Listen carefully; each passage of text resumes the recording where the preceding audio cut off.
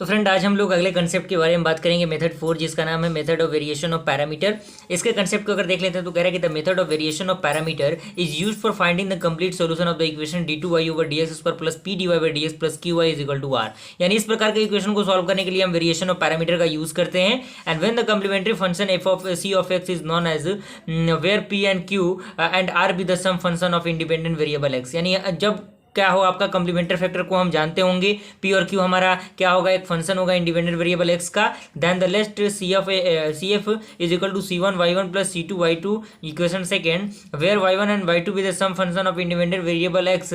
Now according to P I is equal to a y1 plus b y2 equation third where a and b be the sum function of independent variable x and a is equal to minus of integration of y2 divided by w r dx and b is equal to minus of y2 divided by w r dx, जहाँ पे आपका w क्या होगा, आपका modulus निकालना होगा y1 y2 dy y1 x और D Y two divided by D X is not equal to zero, यानी उसका जो वैल्यू वो जीरो के इक्वल ना आए।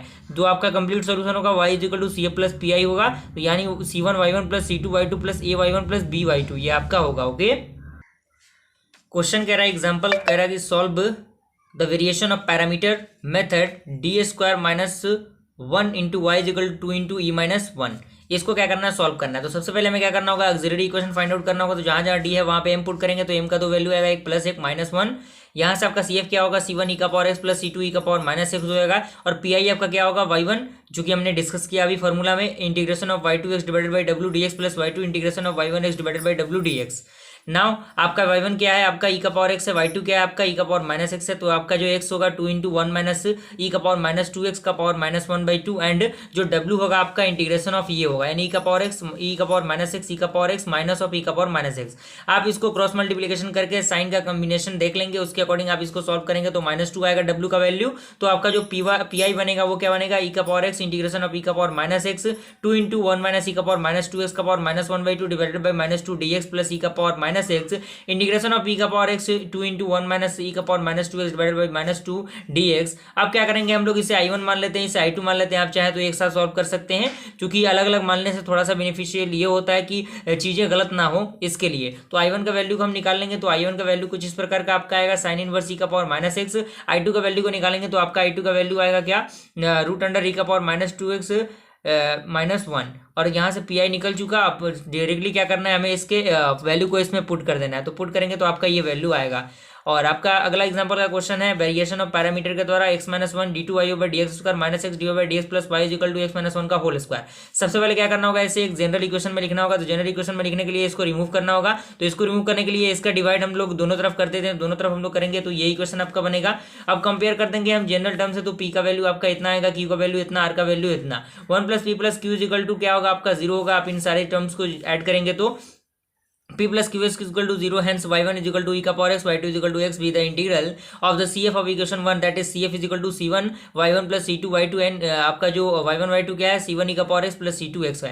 और यहाँ से जो आपका w होगा वो इस प्रकार होगा। आप इसको सॉल्व करेंगे तो e का power minus x x into e का पावर एक्स इंटू, आप इसको यहाँ से e का पावर x कॉमन ले लेते हैं, तो 1 माइनस एक्स इंटू ई का पावर माइनस एक्स आएगा, जो कि 0 के इक्वल नहीं है। नाउ पार्टिकुलर इंटीग्रल आप निकालेंगे तो a y1 plus b y2 आएगा, जो कि इक्वेशन सेकंड होगा। और a का वैल्यू आपका फॉर्मूला पता है, b का फॉर्मूला आपको पता है, डायरेक्टली सेट करेंगे तो इंटीग्रेशन आपका निकल जाएगा।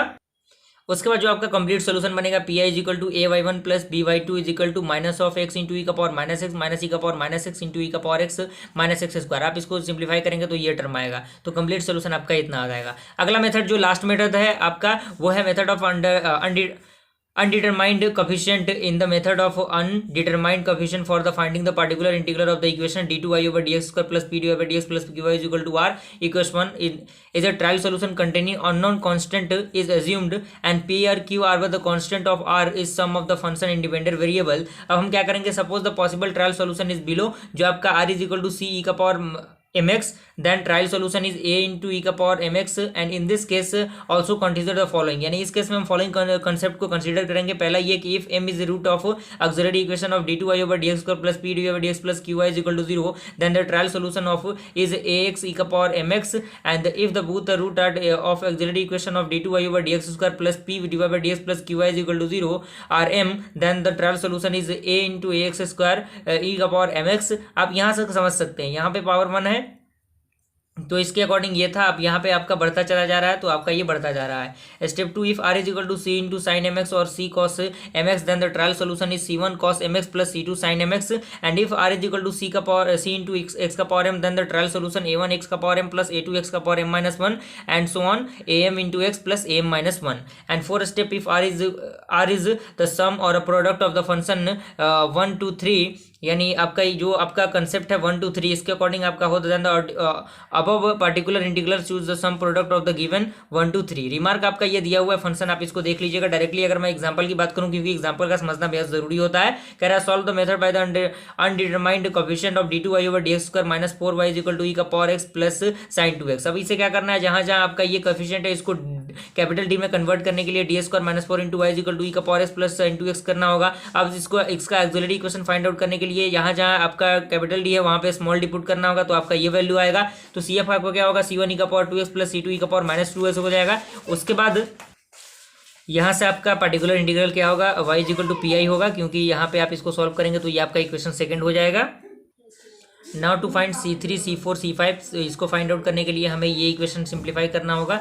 देन आपका ये हो जाएगा, पुट करेंगे इस वैल्यू को ऑफ y को and d2y in equation 1 we get आपका ये वैल्यू आएगा। और जो आपका इक्वेशन होगा कुछ इस प्रकार से चेंज हो जाएगा। तो c1 c3 c4 c5 का वैल्यू निकल जाएगा। तो यहाँ आपका पी आई हो गया और यहाँ से आपका cf हो जाएगा, आपका ये डायरेक्टली आंसर आ जाएगा। ओके।